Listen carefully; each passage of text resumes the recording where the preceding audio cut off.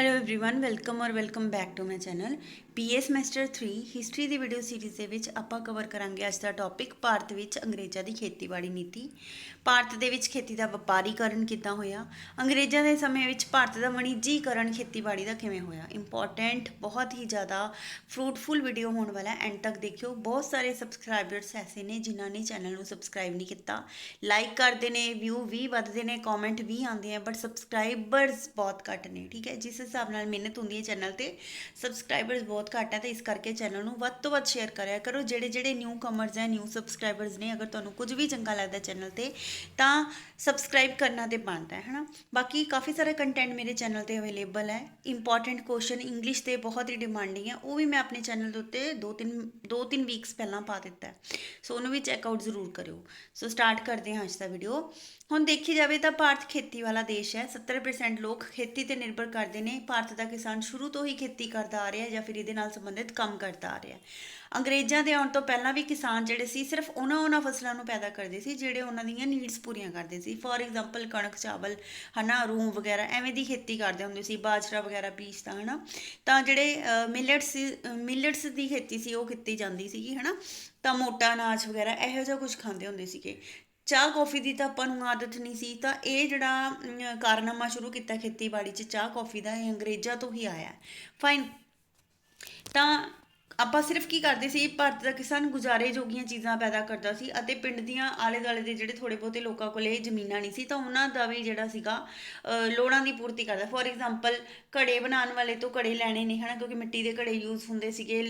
ਲੋਹਾਰ ਤੋਂ ਕੁਝ ਸੰਦ ਵਗੈਰਾ ਲੈਣੇ ਤਾਂ ਉਹਨਾਂ ਨੂੰ ਪੀਪੇ ਦੇ ਦਿੱਤੇ ਜਾਂਦੇ ਸੀ ਕਣਕ ਦੇ, ਅਤੇ ਉਸ ਤੋਂ ਸੰਦ ਲੈ ਲਏ ਜਾਂਦੇ ਸੀ। ਤਾਂ ਐਦਾਂ ਗੁਜ਼ਰ ਬਸਰ ਚੱਲਦਾ ਸੀ ਜਿਨ੍ਹਾਂ ਕੋਲੇ ਜ਼ਮੀਨਾਂ ਨਹੀਂ ਸੀ। ਠੀਕ ਹੈ, ਤੇ ਕਰੰਸੀ ਕੋਈ ਨਹੀਂ ਸੀ ਹੁੰਦੀ, ਮੁਦਰਾਵਾਂ ਨਹੀਂ ਸੀ ਹੁੰਦੀਆਂ, ਤਾਂ ਲੋਕ ਚੀਜ਼ਾਂ ਬਦਲੇ ਚੀਜ਼ਾਂ ਲੈ ਲੈਂਦੇ ਸੀਗੇ। ਤਾਂ ਉਹ ਸਿਰਫ ਆਪਣੇ ਸਮਾਜ ਦੀ ਲੋੜ ਦੀ ਪੂਰਤੀ ਦੇ ਲਈ ਹੀ, ਅਨਾਜ ਦੀ ਪੂਰਤੀ ਲਈ ਜਿਹੜਾ ਸੀਗਾ ਫਸਲਾਂ ਉਗਾਉਂਦਾ ਸੀ। ਕਣਕ, ਮੱਕੀ, ਚਾਵਲ, ਬਾਜਰਾ ਦੀ ਹੀ ਖੇਤੀ ਕਰਦਾ ਸੀ। ਹੋਰ ਫਸਲਾਂ ਜਿਵੇਂ ਰੂੰ ਹੋ ਗਿਆ, ਪਰਸਨ ਹੋ ਗਿਆ, ਨੀਲ ਹੋ ਗਿਆ, ਗੰਨਾ, ਤਿਲਹਨ, ਅਫੀਮ, ਚਾਹ, ਕੌਫੀ, ਇਹ ਨਕਦੀ ਫਸਲਾਂ ਵੀ ਹੌਲੀ ਹੌਲੀ ਇਹ ਪੈਦਾ ਕਰਨ ਲੱਗੇ। ਲੇਕਿਨ ਅੰਗਰੇਜ਼ਾਂ ਦੇ ਕਿਤੇ ਕਿਤੇ ਆਉਣ ਤੋਂ ਬਾਅਦ ਦੇ ਵਿੱਚ, ਠੀਕ ਹੈ, ਮੱਕੀ, ਕਣਕ, ਚਾਵਲ, ਬਾਜਰਾ ਦੀ ਤਾਂ ਆਪਾਂ ਖੇਤੀ ਕਰਦੇ ਸੀ, ਰੂੰ ਵੀ ਆਪਾਂ ਕਰਦੇ ਸੀ ਬਿਕੋਜ਼ ਆਪਾਂ ਨੂੰ ਗੱਦਿਆਂ ਦੀ ਤੇ ਰਜਾਈਆਂ ਦੀ ਲੋੜ ਹੁੰਦੀ ਸੀ ਹਨਾ। ਥੋੜਾ ਬਹੁਤਾ ਨੀਲ ਵੀ ਕਿਤੇ ਕਿਤੇ ਬੀਜਿਆ ਜਾਂਦਾ ਸੀ, ਗੰਨਾ ਚੀਨੀ ਵਾਸਤੇ ਬੀਜਿਆ ਜਾਂਦਾ ਸੀਗਾ ਬਿਕੋਜ਼ ਸ਼ੱਕਰ ਆਪਾਂ ਲੈਂਦੇ ਸੀਗੇ ਪਹਿਲਾਂ ਹਨਾ। ਤਾਂ ਐਸੀਆਂ ਥੋੜੀਆਂ ਬਹੁਤੀਆਂ ਚੀਜ਼ਾਂ ਉਗਾਉਂਦੇ ਸੀ। ਲੇਕਿਨ ਅੰਗਰੇਜ਼ਾਂ ਦੇ ਆਉਣ ਤੋਂ ਪਹਿਲਾਂ ਤਾਂ ਚਾਹ ਕੌਫੀ ਵੀ ਹੋ ਗਿਆ, ਤਿਲਹਨ, ਵੱਡੀ ਮਾਤਰਾ 'ਚ ਅਫੀਮ ਜਿਹੜਾ ਹੈ ਆਪਾਂ ਉਗਾਉਣ ਲੱਗੇ। ਤਾਂ ਅੰਗਰੇਜ਼ਾਂ ਦੇ ਆਉਣ ਨਾਲ ਬਹੁਤ ਸਾਰੀਆਂ ਜਿਹੜੀਆਂ ਸੀਗੀਆਂ ਚੀਜ਼ਾਂ ਦੂਜੇ ਦੇਸ਼ਾਂ ਦੇ ਵਿੱਚ ਵੀ ਜਿਹੜਾ ਸੀਗਾ ਆਪਾਂ ਨਿਰਯਾਤ ਕਰਨ ਲੱਗੇ। ਪਹਿਲਾਂ ਕੀ ਹੁੰਦਾ ਸੀ, ਆਪਣਾ ਸਿਰਫ ਭਾਰਤ ਦੇ ਅੰਦਰ ਹੀ ਆਪਣੀਆਂ ਲੋੜਾਂ ਪੂਰੀਆਂ ਹੁੰਦੀਆਂ ਸੀ। ਜਦੋਂ ਅੰਗਰੇਜ਼ ਆ ਗਏ ਤਾਂ ਉਹਦੇ ਦਾ ਕੱਚਾ ਮਾਲ, ਠੀਕ ਹੈ, ਗੰਨਾ ਹੋ ਗਿਆ, ਤਾਂ ਕੱਚਾ ਮਾਲ ਲੈ ਕੇ ਜਿਹੜਾ ਸੀਗਾ ਦੂਜੇ ਦੇਸ਼ਾਂ ਤੱਕ ਪਹੁੰਚਾਉਂਦੇ ਸੀ। ਇੱਥੋਂ ਘੱਟ ਰੇਟ 'ਚ ਖਰੀਦ ਕੇ ਦੂਜੇ ਦੇਸ਼ਾਂ ਨੂੰ ਵੱਧ ਰੇਟ 'ਚ ਵੇਚਦੇ ਸੀ ਅਤੇ ਪ੍ਰੋਫਿਟ ਕਮਾਉਂਦੇ ਸੀਗੇ। ਤਾਂ ਚਾਹ ਕੌਫੀ ਦੇ ਬਗਾਨ ਵੀ ਬਹੁਤ ਜਿਹੜੇ ਸੀਗੇ ਵੱਧ ਗਏ। ਨੀਲ ਦੀ ਖੇਤੀ ਸਟਾਰਟ ਹੋ ਗਈ, ਰਬੜ ਦੇ ਰੁੱਖ ਵੱਧ ਗਏ, ਤਾਂ ਖੇਤੀ ਦਾ ਵਪਾਰੀਕਰਨ ਸ਼ੁਰੂ ਹੋ ਗਿਆ। ਅਰਥਾਤ ਉਹਨਾਂ ਫਸਲਾਂ ਨੂੰ ਉਗਾਉਣ ਲਈ ਪਹਿਲ ਦਿੱਤੀ ਗਈ ਜਿਹੜੀਆਂ ਕਿ ਬਾਜ਼ਾਰ ਵਿੱਚ ਚੰਗੇ ਮੁੱਲ 'ਤੇ ਵਿਕਦੀਆਂ। ਕਣਕ, ਚਾਵਲ ਤਾਂ ਖਾਣ ਲਈ ਬੀਜਦੇ ਆ, ਬਾਕੀ ਕਮਰਸ਼ੀਅਲ ਫਸਲਾਂ ਨੇ ਜਿਹੜੀਆਂ ਕਮਰਸ਼ੀਅਲ ਕ੍ਰੌਪਸ, ਕੈਸ਼ ਕ੍ਰੌਪਸ, ਉਹ ਬੀਜੀਆਂ ਜਾਣ ਲੱਗ ਪਈਆਂ। ਤਾਂ ਵਪਾਰੀਕਰਨ ਅਤੇ ਖੇਤੀ ਵਣੀਜੀਕਰਨ ਦੇ ਕਾਰਨ ਕੀ ਸੀ? ਫਸਟ ਆਫ ਆਲ ਤਾਂ ਲਗਾਨ ਦੀ ਅਦਾਇਗੀ ਨਕਦੀ ਦੇ ਵਿੱਚ ਹੋਣ ਲੱਗੀ, ਮਤਲਬ ਕਰੰਸੀ ਚੱਲ ਪਈ, ਮੁਦਰਾ ਸਿੱਕੇ ਚੱਲ ਪਏ। ਅੰਗਰੇਜ਼ਾਂ ਦੇ ਕਾਲ 'ਚ ਕੀ ਹੋਇਆ, ਨਵੀਂ ਭੂਮੀ ਵਿਵਸਥਾ ਸ਼ੁਰੂ ਕੀਤੀ ਗਈ। ਲਗਾਨ ਨਕਦੀ ਦੇ ਰੂਪ 'ਚ ਵਸੂਲ ਕੀਤਾ ਜਾਣਾ, ਚੀਜ਼ ਬਦਲੇ ਚੀਜ਼ ਨਹੀਂ ਸੀ ਇੱਥੇ, ਚੀਜ਼ ਬਦਲੇ ਕਰੰਸੀ। ਫਾਈਨ। ਰੁਪਈਆਂ, ਸਿੱਕਿਆਂ ਦੇ ਰੂਪ ਦੇ ਵਿੱਚ ਨਕਦੀ ਜਿਹੜੀ ਸੀਗੀ, ਰੁਪਏ ਨਹੀਂ ਆਪਾਂ ਕਹਿ ਸਕਦੇ, ਰੁਪਏ ਕਿਤੇ ਕਿਤੇ ਲਿਖਿਆ ਬੁੱਕ 'ਚ, ਪਰ ਸਿੱਕੇ ਸੀਗੇ, ਮੁਦਰਾ ਸੀਗੇ ਉਸ ਟਾਈਮ। ਠੀਕ ਹੈ, ਵਿਚੋਲੇ ਏਜੰਟਾਂ ਦੀ ਸੰਖਿਆ ਵੱਧ ਗਈ ਸੀ। ਹੁਣ ਦੇਖੋ, ਕਿਸਾਨਾਂ ਤੋਂ ਲੈ ਕੇ ਜਿਹੜੇ ਏਜੰਟ ਸੀਗੇ, ਜਿਹੜੇ ਵਿਚੋਲੇ ਸੀਗੇ, ਉਹ ਵੱਡੇ ਵੱਡੇ ਜ਼ਮੀਂਦਾਰਾਂ ਨੂੰ, ਅਮੀਰਾਂ ਨੂੰ ਜਿਹੜਾ ਸੀਗਾ ਖਰੀਦ ਕੇ ਘੱਟ ਰੇਟ 'ਤੇ ਫਟਾਫਟ ਖਰੀਦ ਲੈਂਦੇ ਸੀਗੇ ਕਿਸਾਨਾਂ ਦੀ ਫਸਲ ਨੂੰ। ਅਤੇ ਜਿਹੜੇ ਅੱਗੇ ਸ਼ਾਹੂਕਾਰ ਹੁੰਦੇ ਸੀ, ਵੱਡੇ ਵੱਡੇ ਬਹੁਤ ਹੀ ਜ਼ਿਆਦਾ ਆਪਾਂ ਕਹਿ ਲਈਏ ਜ਼ਮੀਂਦਾਰ ਹੁੰਦੇ ਸੀਗੇ, ਉਹਨਾਂ ਨੂੰ ਇਹ ਵੇਚ ਦਿੰਦੇ ਸੀਗੇ ਫਸਲਾਂ। ਠੀਕ ਹੈ, ਉੱਥੇ ਹੀ ਇਹ ਵੀ ਖਾ ਰਹੇ ਨੇ, ਉਸ ਤੋਂ ਬਾਅਦ ਜ਼ਮੀਂਦਾਰ ਆ ਗਏ, ਸ਼ਾਹੂਕਾਰ ਆ ਗਏ ਖਾਣ ਵਾਸਤੇ। ਉਹਨਾਂ ਨੇ ਕੀ ਕਰਨਾ, ਉਹ ਜਿੰਨੀ ਰੇਟ ਉਹਨਾਂ ਨੂੰ ਮਿਲਿਆ ਉਸ ਤੋਂ ਥੋੜ੍ਹਾ ਜਿਹਾ ਜ਼ਿਆਦਾ ਕਰਕੇ ਅੰਗਰੇਜ਼ਾਂ ਨੂੰ ਵੇਚ ਦੇਣਾ। ਤਾਂ ਫ੍ਰੀ ਦੇ ਵਿੱਚ ਇਹ ਵਿਚੋਲੇ ਬਣੇ ਹੋਏ ਸੀਗੇ। ਆਵਾਜਾਈ ਦੇ ਸਾਧਨਾਂ ਦਾ ਵਿਕਾਸ ਕੀਤਾ, ਸੰਚਾਰ ਦੇ ਸਾਧਨਾਂ ਦਾ ਵਿਕਾਸ ਕੀਤਾ, ਕਿਉਂਕਿ ਅੰਗਰੇਜ਼ਾਂ ਨੂੰ ਪਤਾ ਸੀ ਅਗਰ ਕੱਚਾ ਮਾਲ ਇੱਥੋਂ ਦੀ ਚੱਕ ਕੇ ਲੈ ਕੇ ਜਾਣਾ, ਆਯਾਤ ਨਿਰਯਾਤ ਕਰਨਾ ਹੈਗਾ ਤਾਂ ਸਾਨੂੰ ਇੱਥੋਂ ਦੀਆਂ ਟਰਾਂਸਪੋਰਟੇਸ਼ਨ ਤੇ ਧਿਆਨ ਦੇਣਾ ਪਏਗਾ, ਆਵਾਜਾਈ ਤੇ ਧਿਆਨ ਦੇਣਾ ਪਏਗਾ। ਤਾਂ ਉਹਨਾਂ ਨੇ ਰੇਲਾਂ ਦਾ ਨਿਰਮਾਣ ਕੀਤਾ, ਠੀਕ ਹੈ, ਬੰਬੇ ਤੋਂ ਠਾਣਾ ਪਹਿਲੀ ਰੇਲ ਚਲਾਈ, ਸੜਕਾਂ ਦਾ ਨਿਰਮਾਣ ਕੀਤਾ, ਜਲ ਮਾਰਗਾਂ ਦਾ ਵਿਕਾਸ ਕੀਤਾ, ਵੱਡੇ ਵੱਡੇ ਸ਼ਿਪਸ ਜਿਹੜੇ ਸੀਗੇ ਉਹਨਾਂ ਨੇ ਚਲਾਏ ਤਾਂ ਕਿ ਆਸਾਨੀ ਨਾਲ ਵਪਾਰ ਹੋ ਸਕੇ, ਅਤੇ ਵੱਡੀਆਂ ਵੱਡੀਆਂ ਮੰਡੀਆਂ ਦੇ ਵਿੱਚ ਜਿਹੜਾ ਸੀਗਾ ਆਵਾਜਾਈ ਦਾ ਵਿਕਾਸ ਕੀਤਾ, ਮੰਡੀਆਂ ਸਥਾਪਿਤ ਕੀਤੀਆਂ, ਬੈਲ ਗੱਡੀਆਂ ਦੇ ਥਰੂ ਵਪਾਰ ਹੋ ਰਿਹਾ, ਗੱਡੀਆਂ ਰੇਲ ਗੱਡੀਆਂ ਦੇ ਥਰੂ ਹੋ ਰਿਹਾ, ਠੀਕ ਹੈ। ਇਸ ਤਰ੍ਹਾਂ ਹੈ ਸਮਾਨ ਢੋਇਆ ਜਾਣ ਲੱਗਿਆ, ਅਤੇ ਫਿਰ ਪਹਿਲਾਂ ਬੈਲ ਗੱਡੀਆਂ ਤੋਂ ਜਾਂ ਫਿਰ ਟ੍ਰੇਨਸ ਦੇ ਥਰੂ ਜਾਂਦਾ ਸੀਗਾ ਪੋਰਟ ਏਰੀਆ ਦੇ ਉੱਤੇ, ਜਿੱਥੇ ਬੰਦਰਗਾਹਾਂ ਸੀ, ਉੱਥੇ ਬੰਦਰਗਾਹ 'ਤੇ ਜਿਵੇਂ ਮੁੰਬਈ ਹੋ ਗਿਆ, ਕੋਚੀਨ ਹੋ ਗਿਆ, ਉੱਥੇ ਜਿਹੜਾ ਸੀਗਾ ਮਾਲ ਕਾਲੀਕਟ ਨਾਮ ਦੇ ਥਾਂ 'ਤੇ ਉੱਤੇ ਉਤਾਰਿਆ ਜਾਂਦਾ ਸੀ। ਫਿਰ ਅੱਗੋਂ ਵੱਡੇ ਵੱਡੇ ਜਹਾਜ਼ਾਂ ਦੇ ਵਿੱਚ, ਜਹਾਜ਼ ਕਿਹੜੇ ਹੁੰਦੇ ਸੀਗੇ, ਸ਼ਿਪਸ, ਫਾਈਨ, ਵੱਡੀਆਂ ਵੱਡੀਆਂ ਸ਼ਿਪਾਂ ਦੇ ਦੁਆਰਾ ਜਿਹੜਾ ਸੀਗਾ ਭਾਰਤ ਦਾ ਸਮਾਨ, ਕੱਚਾ ਮਾਲ ਹੋ ਗਿਆ ਜਾਂ ਬਣਿਆ ਹੋਇਆ ਮਸਾਲੇ ਹੋ ਗਏ, ਫੋਰ ਐਗਜ਼ਾਮਪਲ ਕਾਲੀ ਮਿਰਚ ਵਗੈਰਾ ਹੋ ਗਿਆ, ਇਲਾਇਚੀਆਂ ਹੋ ਗਈਆਂ, ਦਾਲਚੀਨੀ ਹੋ ਗਈ, ਸੋ ਐਸਾ ਜੀਰਾ ਵਗੈਰਾ ਚੀਜ਼ਾਂ ਜਿਹੜੀਆਂ ਸੀ ਬਾਹਰ ਜਾਂਦੀਆਂ ਸੀਗੀਆਂ।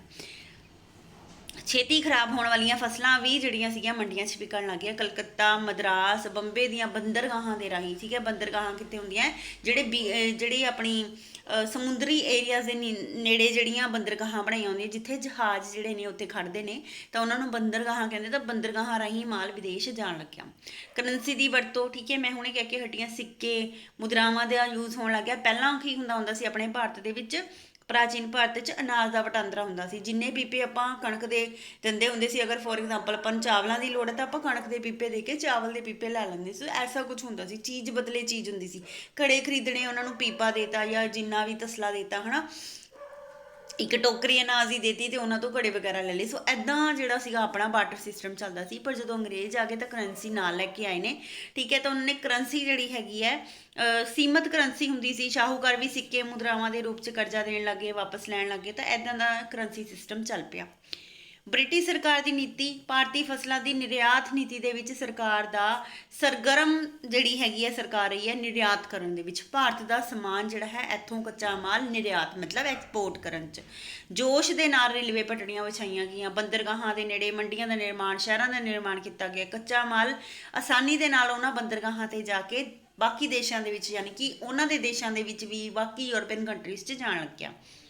ਖੇਤੀ ਉਤਪਾਦਨ ਦਾ ਨਿਰਯਾਤ ਵਧਿਆ। ਨਕਦ ਫਸਲਾਂ ਵਧਾਉਣ ਲਈ ਨੀਤੀਆਂ ਅਪਣਾਈਆਂ ਗਈਆਂ, ਬਣਾਈਆਂ ਗਈਆਂ। ਨਿਰਯਾਤ ਹੋਣ ਵਾਲੀਆਂ ਚੀਜ਼ਾਂ 'ਤੇ ਟੈਕਸ ਨਹੀਂ ਲਗਾਇਆ ਗਿਆ। ਦੇਖੋ, ਪੂਰੇ ਭਾਰਤ ਤੋਂ ਸਮਾਨ ਜਿਹੜਾ ਸੀਗਾ ਕਲਕੱਤਾ, ਮਦਰਾਸ, ਬੰਬੇ ਦੇ ਪੋਰਟ ਏਰੀਆਜ਼ ਦੇ, ਬੰਦਰਗਾਹ ਏਰੀਆਜ਼ ਦੇ ਉੱਤੇ ਜਾਂਦਾ ਸੀ ਬਿਨਾਂ ਕਿਸੇ ਟੈਕਸ ਦੇ। ਦੇਖੋ ਕਿੰਨਾ ਪੈਸਾ ਜਿਹੜਾ ਸੀ ਆਪਣੇ ਭਾਰਤ ਦਾ ਇਹ ਖਰਾਬ ਕਰਦੇ ਸੀ, ਅਰਥ ਵਿਵਸਥਾ ਨੂੰ ਕਿੰਨਾ ਨੁਕਸਾਨ ਪਹੁੰਚਾਇਆ। ਸਰਕਾਰ ਦਾ ਦਖਲ, ਹਰੇਕ ਜਗ੍ਹਾ ਤੇ ਸਰਕਾਰ ਨੇ ਦਖਲ ਦੇਣਾ ਸਟਾਰਟ ਕਰਤਾ। ਅਫੀਮ ਦੀ ਖੇਤੀ ਲਈ ਫੋਰਸ ਕੀਤਾ ਭਾਰਤ ਦੇ ਕਿਸਾਨਾਂ ਨੂੰ। ਨੀਲ ਦੀ ਖੇਤੀ ਲਈ, ਨੀਲ ਦੀ ਖੇਤੀ ਦੇ ਨਾਲ ਕੀ ਹੁੰਦਾ ਸੀਗਾ, ਆਪਣੀ ਜਿਹੜੇ ਖੇਤੀ ਦੀ ਜਿੱਥੇ ਖੇਤੀ ਕਰਦੇ ਹੋ ਉਹ ਜ਼ਮੀਨ ਜਿਹੜੀ ਹੈਗੀ ਹੈ ਨੀਲ ਦੀ ਖੇਤੀ ਦੇ ਨਾਲ ਬੰਜਰ ਹੋ ਜਾਂਦੀ ਹੈ, ਕਿਉਂਕਿ ਨੀਲ ਬਹੁਤ ਹੀ ਜ਼ਿਆਦਾ ਜਿਹੜਾ ਹੈ ਬੰਜਰ ਕਰ ਦਿੰਦਾ ਜ਼ਮੀਨ ਨੂੰ। ਤਾਂ ਇਹਨਾਂ ਨੇ ਫੋਰਸ ਕੀਤਾ ਕਿਸਾਨਾਂ ਨੂੰ ਕਿ ਤੁਸੀਂ ਨੀਲ ਦੀ ਖੇਤੀ ਕਰੋ। ਬਹੁਤ ਹੀ ਜ਼ਿਆਦਾ ਤਸੀਹੇ ਦੇ ਕੇ ਕਈ ਕਿਸਾਨਾਂ ਨੂੰ ਤਾਂ ਬਹੁਤ ਹੀ ਜ਼ਿਆਦਾ ਦੰਡ ਦਿੱਤਾ ਜਾਂਦਾ ਸੀ। ਪਟਸਨ ਦੀ ਖੇਤੀ ਕੀਤੀ ਜਾਂਦੀ ਸੀ। ਸਰਕਾਰ ਫੈਸਲਾ ਕਰਦੀ ਸੀ ਕਿਹੜੀ ਫਸਲ ਬੀਜਣੀ ਹੈ, ਕਿਹੜੀ ਨਹੀਂ ਬੀਜਣੀ। ਨੀਲ ਅਤੇ ਚਾਹ ਦੀ ਖੇਤੀ 'ਤੇ ਤਾਂ ਉਹਨਾਂ ਦਾ ਕੰਟਰੋਲ ਸੀ, ਕੌਫੀ ਦੇ ਬਾਗਾਂ ਦੇ ਉੱਤੇ ਉਹਨਾਂ ਦਾ ਕੰਟਰੋਲ ਸੀ। ਪਲਾਂਟਰਸ ਜਿਹੜੇ ਸੀਗੇ, ਜਿਹੜੇ ਮਾਲਕ ਸੀਗੇ, ਉਹ ਬੜੇ ਠਾਠ ਨਾਲ ਰਹਿੰਦੇ ਸੀ, ਬੰਗਲਾ ਦੇ ਵਿੱਚ ਰਹਿੰਦੇ ਸੀਗੇ, ਇੰਜੋਏ ਕਰਦੇ ਸੀ ਅਸਾਮ ਦੀਆਂ ਆਬਾਦੀਆਂ ਨੂੰ। ਪਰ ਜਿਹੜੇ ਸੀਗੇ ਛੱਤੀਸਗੜ੍ਹ ਤੋਂ, ਝਾਰਖੰਡ ਤੋਂ ਕਬੀਲੇ ਦੇ ਲੋਕ ਲੈ ਕੇ ਜਾਂਦੇ ਸੀਗੇ, ਉਹ ਮਾਰਕੁੱਟ ਕਰਕੇ ਕਈ ਦਿਨ ਰੋਟੀ ਨਹੀਂ ਸੀ ਉਹਨਾਂ ਨੂੰ ਦਿੰਦੇ ਹੁੰਦੇ। ਰੇਲਾਂ ਦੇ ਵਿੱਚ ਬਿਠਾ ਕੇ ਇਹਨਾਂ ਨੂੰ ਜਿਹੜਾ ਹੈ ਇੱਥੇ ਸ਼ਿਫਟ ਕੀਤਾ ਜਾਂਦਾ ਸੀ ਅਸਾਮ ਦੇ ਵਿੱਚ, ਜਿੱਥੇ ਚਾਹ ਦੀ ਖੇਤੀ ਹੁੰਦੀ ਸੀ, ਤੇ ਉੱਥੇ ਉਹਨਾਂ ਨੂੰ ਜਿਹੜਾ ਹੈਗਾ ਇੰਨੇ ਤਸੀਹੇ ਦਿੱਤੇ ਜਾਂਦੇ ਸੀ, ਘਰਦਿਆਂ ਤੋਂ ਦੂਰ ਰੱਖਿਆ ਜਾਂਦਾ ਸੀ। ਅਤੇ ਜਿਹੜੇ ਕਬੀਲੇ ਦੇ, ਤੁਸੀਂ ਇਹ ਦੇਖੋ, ਗਰਮ ਵਾਤਾਵਰਣ 'ਚ ਰਹਿਣ ਵਾਲੇ ਲੋਕ ਆਸਾਮ ਦੇ ਵਾਤਾਵਰਣ 'ਚ ਕਿੱਥੇ ਰਹਿਣਾ, ਤਾਂ ਉਹਨਾਂ ਦੀ ਡੈਥ ਹੋ ਜਾਂਦੀ ਸੀ। ਤਾਂ ਇੰਨੇ ਸਾਰੇ ਕੰਮ ਗਲਤ ਜਿਹੜੇ ਅੰਗਰੇਜ਼ਾਂ ਨੇ ਇੱਥੇ ਆ ਕੇ ਕਿੱਥੇ ਨੇ, ਨੌਕਰਾਂ ਦੇ ਰੂਪ 'ਚ ਉਹਨਾਂ ਨੂੰ ਰੱਖਦੇ ਹੁੰਦੇ ਸੀ। ਚਾਹ ਦੇ ਮਜ਼ਦੂਰਾਂ ਨੂੰ ਬਹੁਤ ਹੀ ਜ਼ਿਆਦਾ ਦਾਸ ਬਣਾ ਕੇ ਰੱਖਦੇ ਸੀ ਅਤੇ ਉਹਨਾਂ ਨੂੰ ਰੋਟੀ ਤੱਕ ਖਾਣ ਦੇ ਨਹੀਂ ਸੀ ਦਿੰਦੇ। ਸਾਰਾ ਦਿਨ ਕੰਮ ਕਰਾਉਂਦੇ ਸੀ, ਦਿਨ ਰਾਤ, ਤੇ ਉਹਨਾਂ ਦਾ ਸ਼ੋਸ਼ਣ ਕਰਦੇ ਸੀ। ਹੁਣ ਖੇਤੀ ਵਪਾਰੀਕਰਨ, ਵਣੀਜੀਕਰਨ ਹੋਇਆ ਤਾਂ ਉਹਦੇ ਨਤੀਜੇ ਕੀ ਨਿਕਲੇ ਨੇ, ਕੀ ਪ੍ਰਭਾਵ ਪਏ ਨੇ। ਇੱਕ ਤਾਂ ਪਿੰਡਾਂ ਦੀ ਆਤਮ ਨਿਰਭਰਤਾ ਖਤਮ ਹੋ ਗਈ। ਹੁਣ ਦੇਖੋ, ਪਿੰਡ 'ਚ ਹੀ ਪਿੰਡ ਦੀਆਂ ਲੋੜਾਂ ਜਿਹੜੀਆਂ ਸੀਗੀਆਂ ਉਹ ਪੂਰੀਆਂ ਹੋ ਜਾਂਦੀਆਂ ਸੀ। ਲੇਕਿਨ ਇਹਨਾਂ ਨੇ ਕੀ ਕੀਤਾ, ਭਾਰਤ ਵਿੱਚ ਪਿੰਡਾਂ ਦੇ ਲੋਕਾਂ ਦੀ ਆਤਮ ਨਿਰਭਰਤਾ ਖਤਮ ਕਰਤੀ।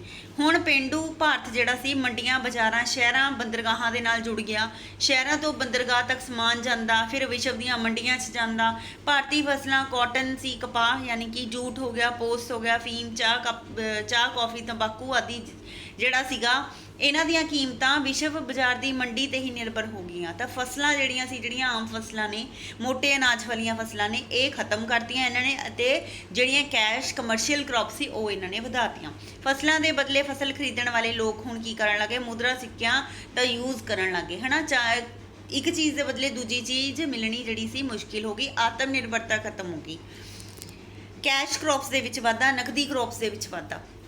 ਕਣਕ, ਚਾਵਲ ਆਦਿ ਫਸਲਾਂ ਦੀ ਬਜਾਏ ਜਿਹੜਾ ਸੀਗਾ ਕੈਸ਼ ਕ੍ਰੌਪਸ ਵਾਧੂ ਉਗਾਈਆਂ ਜਾਣ ਲੱਗੀਆਂ। ਤਿਲ ਹੋ ਗਏ, ਤਿਲਹਨ, ਮੋਟੇ ਅਨਾਜ ਵਗੈਰਾ ਇਹ ਤਾਂ ਖਤਮ ਹੀ ਕਰਤੇ ਇਹਨਾਂ ਨੇ। ਤਿਲ, ਤੰਬਾਕੂ, ਨੀਲ, ਚਾਹ, ਕੌਫੀ, ਗੰਨਾ ਆਦਿ ਖੇਤੀ ਦੇ ਵਿੱਚ ਵਾਧਾ ਕਰਤਾ, ਕਿਉਂਕਿ ਭਾਰਤ ਦਾ ਪੌਣ ਪਾਣੀ ਇਹਨਾਂ ਫਸਲਾਂ ਲਈ ਬਹੁਤ ਵਧੀਆ ਸੀਗਾ। ਅਸਾਮ ਸਾਈਡ ਚਾਹ ਬਹੁਤ ਸੋਹਣੀ ਹੁੰਦੀ ਸੀਗੀ, ਇਸ ਕਰਕੇ ਜਿਹੜਾ ਸੀਗਾ ਪਹਿਲਾਂ ਇਹਨਾਂ ਦਾ ਮੁਆਇਨਾ ਕੀਤਾ ਗਿਆ ਕਿ ਕਿਹੜੀ ਥਾਂ 'ਤੇ ਕਿਹੜੀ ਫਸਲ ਹੋਏਗੀ, ਫਿਰ ਉਹਦੇ ਅਕੋਰਡਿੰਗ ਜਿਹੜਾ ਸੀ ਕਲਾਸੀਫਾਈ ਕੀਤਾ ਗਿਆ ਫਸਲਾਂ ਨੂੰ। ਮਤਲਬ ਇੰਨੇ ਦਿਮਾਗ ਦੇ ਨਾਲ ਜਿਹੜੇ ਸੀ ਅੰਗਰੇਜ਼ ਇੱਥੇ ਚੱਲੇ ਨੇ। ਨਵੀਆਂ ਫਸਲਾਂ ਦੇ ਉਤਪਾਦਨ ਨਾਲ ਆਮਦਨ 'ਚ ਵਾਧਾ ਉਹਨਾਂ ਨੂੰ ਹੋਣ ਲੱਗ ਗਿਆ, ਕਿਉਂਕਿ ਜਿਹੜਾ ਸੀ ਸੁਧਰੇ ਬੀਜ ਪ੍ਰਯੋਗ ਹੋਣ ਲੱਗੇ, ਸਿੰਚਾਈ ਦੇ ਸਾਧਨ ਵਿਕਸਿਤ ਕੀਤੇ, ਨਹਿਰਾਂ ਬਣਵਾਈਆਂ, ਠੀਕ ਹੈ, ਝੀਲਾਂ ਦਾ ਨਿਰਮਾਣ ਕੀਤਾ। ਤਾਂ ਐਦਾਂ ਜਿਹੜਾ ਹੈ ਫਸਲਾਂ ਦੀ ਖੇਤੀ ਵਧਣ ਲੱਗ ਗਈ, ਕੀਮਤਾਂ ਵੀ ਵਧੀਆਂ, ਪਰ ਕਿਸਾਨਾਂ ਤੋਂ ਬਹੁਤ ਘੱਟ ਰੇਟ ਦੇ ਉੱਤੇ ਜਿਹੜੀਆਂ ਸੀ ਚੀਜ਼ਾਂ ਖਰੀਦੀਆਂ ਜਾਂਦੀਆਂ ਸੀ। ਛੋਟੇ ਕਿਸਾਨਾਂ ਦੀ ਤਾਂ ਹਾਲਤ ਉਵੇਂ ਰਹੀ, ਜਿਹੜੇ ਵੱਡੇ ਵੱਡੇ ਅਮੀਰ ਲੋਕ ਸੀਗੇ, ਅਮੀਰਾਂ ਦੇ ਖੇਤ ਸੀ, ਉਹਨਾਂ ਨੂੰ ਜਿਹੜਾ ਸੀ ਪ੍ਰੋਫਿਟ ਹੋਣ ਲੱਗਿਆ। ਮੁੱਲ ਨਿਰਭਰਤਾ, ਤਾਂ ਵਣੀਜੀਕਰਨ ਦੇ ਨਾਲ ਮੁੱਲ ਵੀ ਵਧੇ ਨੇ, ਫਸਲਾਂ ਬੀਜੀਆਂ ਗਈਆਂ ਨੇ ਤੇ ਵਿਸ਼ਵ ਮੰਡੀ 'ਚ ਉੱਚੇ ਭਾਅ ਖਰੀਦੀਆਂ ਜਾਂਦੀਆਂ ਸੀ ਕੀਮਤਾਂ 'ਤੇ, ਬਟ ਕਿਸਾਨਾਂ ਤੋਂ ਬੜੇ ਲੋ ਰੇਟ ਦੇ ਉੱਤੇ ਖਰੀਦੀਆਂ ਜਾਂਦੀਆਂ ਸੀਗੀਆਂ, ਠੀਕ ਹੈ। ਨਵਾਂ ਸਮਾਜ ਵਰਗੀਕਰਨ ਹੋਇਆ, ਨਵੀਂ ਕਲਾਸ ਅੱਗੇ ਆਈ। ਪਿੰਡ ਦੇ ਖੇਤਰਾਂ ਵਿੱਚ ਕੀ ਹੁੰਦਾ ਸੀ, ਤਾਲੁਕਦਾਰ, ਜ਼ਮੀਂਦਾਰ ਆਦਿ ਅਤੇ ਕਿਸਾਨ, ਵਿਚੋਲੇ, ਮਜ਼ਦੂਰ, ਬੰਧੂਆ ਮਜ਼ਦੂਰ ਵਰਗ ਅੱਗੇ ਆਏ। ਹੁਣ ਦੇਖੋ ਬਹੁਤ ਸਾਰੇ ਏਜੰਟਸ ਆ ਗਏ, ਤਾਲੁਕਦਾਰ ਆ ਗਏ, ਜ਼ਿਮੀਂਦਾਰ ਆ ਗਏ, ਕਿਸਾਨ ਜਿਹੜੇ ਸੀਗੇ ਉਹਨਾਂ ਦੇ ਵਿੱਚ ਵਿਚੋਲੇ ਵੀ ਆ ਗਏ, ਮਜ਼ਦੂਰ ਵੀ ਆ ਗਏ, ਜਿਨ੍ਹਾਂ ਦੀਆਂ ਭੂਮੀਆਂ ਕਰਜ਼ਦਾਰੀ ਕਰਕੇ ਚਲੀਆਂ ਗਈਆਂ ਸੀ, ਬੰਧੂਆ ਮਜ਼ਦੂਰ ਵੀ ਆ ਗਏ, ਬੌਂਡਡ ਲੇਬਰ ਬਾਰੇ, ਹੈ ਨਾ। ਤਾਂ ਇਹਨਾਂ ਦਾ ਹਾਲਤ ਜਿਹੜੀ ਸੀ ਤਰਸਯੋਗ ਹੋ ਗਈ ਸੀ, ਕਿਹਨਾਂ ਦੀ, ਵਿਚੋਲਿਆਂ ਦੀ, ਕਿਸਾਨਾਂ ਦੀ, ਮਜ਼ਦੂਰਾਂ ਦੀ, ਬੰਧੂਆ ਮਜ਼ਦੂਰਾਂ ਦੀ। ਖੇਤੀ ਦਾ ਬਸਤੀਵਾਦ ਰੂਪ, ਕਲੋਨੀਅਲਿਜ਼ਮ ਆ ਗਈ ਖੇਤੀ ਦੇ ਉੱਤੇ। ਖੇਤੀ ਮੰਡੀ ਦੇ ਰੂਪ ਦੇ ਵਿੱਚ ਧਾਰਨ ਜਿਹੜੀ ਸੀਗੀ ਕਰ ਗਈ। ਆਮਦਨ ਵਧਾਉਣ ਦੇ ਸਾਧਨ ਜਿਹੜੇ ਸੀਗੇ ਇਸ ਦੇ ਰੂਪ 'ਚ ਅੱਗੇ ਆਈ, ਕਿਉਂਕਿ ਜਿਹਦੇ ਕੋਲੇ ਜ਼ਿਆਦਾ ਜ਼ਮੀਨਾਂ ਸੀ, ਕਿਉਂਕਿ ਕਮਰਸ਼ਲਾਈਜੇਸ਼ਨ ਹੋ ਗਿਆ ਸੀਗਾ ਖੇਤੀ ਦਾ, ਤਾਂ ਜਿਨ੍ਹਾਂ ਕੋਲ ਜ਼ਿਆਦਾ ਜ਼ਮੀਨਾਂ ਸੀ ਉਹ ਜਿਹੜੇ ਸੀਗੇ ਅਮੀਰ ਹੋਰ ਹੋ ਰਹੇ ਸੀ।